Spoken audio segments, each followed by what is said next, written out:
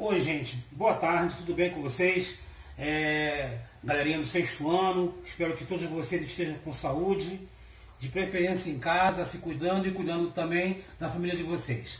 Nós hoje vamos falar sobre o capítulo 7, que fala sobre as propriedades do ar. O ar atmosférico que envolve a Terra é uma mistura de gases, vapor de água e partículas suspensas, como poeira, fuligem, produtos químicos, entre outros. Os elementos que compõem o ar são essencialmente nitrogênio, 78%, oxigênio, mais ou menos 21%, e em pequena quantidade, 0,94% de gás carbônico, 0,03% de gás carbônico, neônio, entre outros. Propriedades físicas do ar. O ar, ele tem massa, ele tem peso, ele está entre nós. Então o ar tem algumas características que nos ajuda a perceber sua existência, já que a gente não consegue enxergar ou tocar, mas eles possuem propriedades físicas.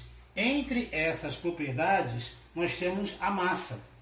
Como todas as coisas que conhecemos, o ar é composto de matéria.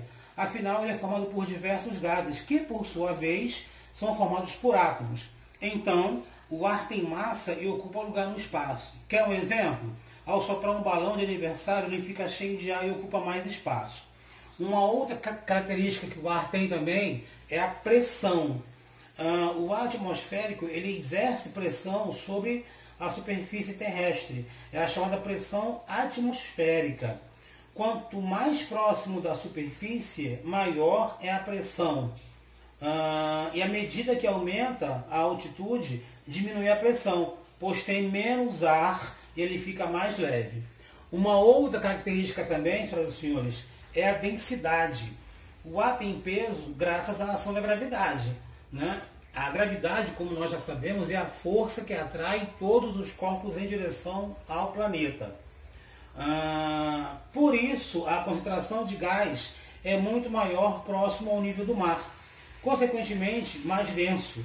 Então, o ar que respiramos é mais denso do que o ar das montanhas, porque em altitudes maiores a densidade do ar diminui, ele se torna rarefeito. Rarefeito vem de raro, então quanto mais alto, menor a quantidade de ar disponível. Uma outra característica do ar é a resistência. Então o ar, ele se contrapõe ao movimento, porque ele tem resistência. Quanto mais rápido for o deslocamento, maior será a resistência. Quer um exemplo? Quanto mais depressa andamos de bicicleta, maior será a resistência do ar. Por esse motivo que carros, aviões, barcos e outros tipos de veículos são projetados para diminuir a resistência do ar, pois dessa maneira ele gasta menos energia, no caso combustível, e sofrerá menos desgaste. Uma outra característica do ar, senhoras e senhores, é a compressibilidade, a expansibilidade e a elasticidade. Então o ar, ele pode sofrer compressão ou expansão e depois retornar ao estado que ele se encontrava. Quando ele é comprimido, ele diminui o seu volume. É o que a gente conhece como compressibilidade. Exemplo, ao apertar o êmbolo de uma seringa até o final, tapando o orifício, o ponto até onde o êmbolo consegue chegar mostra a quantidade de ar que está sendo comprimida. Se parar de acontecer compressão, o ar volta a ocupar o espaço que ele ocupava antes. Isso é elasticidade. Exemplo, quando apertamos o mesmo êmbolo da seringa, tapando o orifício, depois soltamos, o êmbolo tende a retornar para a posição anterior. E quando o ar se expande, aumenta o seu volume, expansibilidade. O mesmo exemplo é um vidro com perfume, ele é aberto e o cheiro se espalha pelo ambiente, pois o aroma está ocupando um maior local aonde ele se encontra. Sim, e outra característica também são as massas de ar. O ar possui uma temperatura específica e uma quantidade de vapor de água definida sobre ele. Pois é, isso vai variar de lugar para lugar, o que influencia diretamente o nosso clima.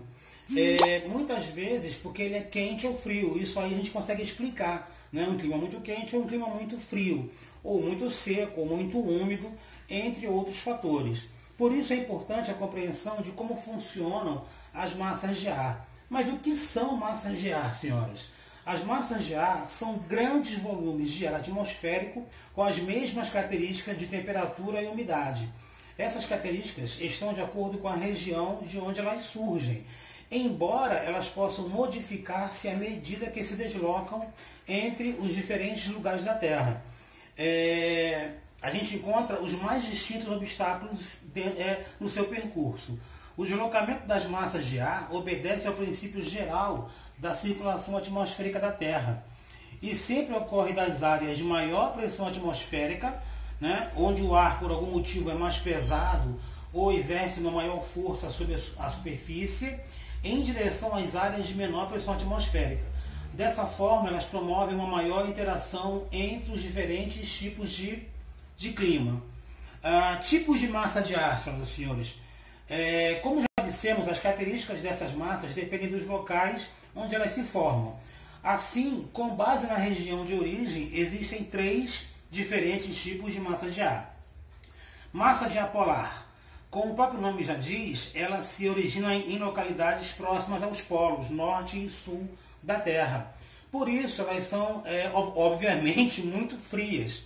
As massas polares que surgem em áreas continentais são mais secas e as que surgem em áreas oceânicas são mais úmidas. Outra, massas tropicais. Elas surgem em áreas de baixa pressão atmosférica, em que uma posição entre os polos da Terra e a linha do Equador. Em geral, essas massas de ar são geralmente mais úmidas, principalmente aquelas advindas que vêm, né, do hemisfério sul. E a outra são as massas equatoriais, que são as massas de ar que surgem próximas à linha do Equador. Elas são bem mais quentes do que as demais massas, e geralmente muito secas, exceto quando formadas em áreas oceânicas ou em ambiente com muita vegetação. Exemplo do que acontece na floresta amazônica. Ok, senhoras e senhores? Aqui, tá, nós podemos ver a circulação atmosférica que ocorre nessas massas de ar. Tá, ok, senhoras e senhores? Então vamos parar por hoje. Tá? Aqui nós temos como se formam os furacões. Né? Dependendo de onde local, de onde ele se encontra, ele pode se chamar tufão, ciclone, são os mais variados nomes. Né?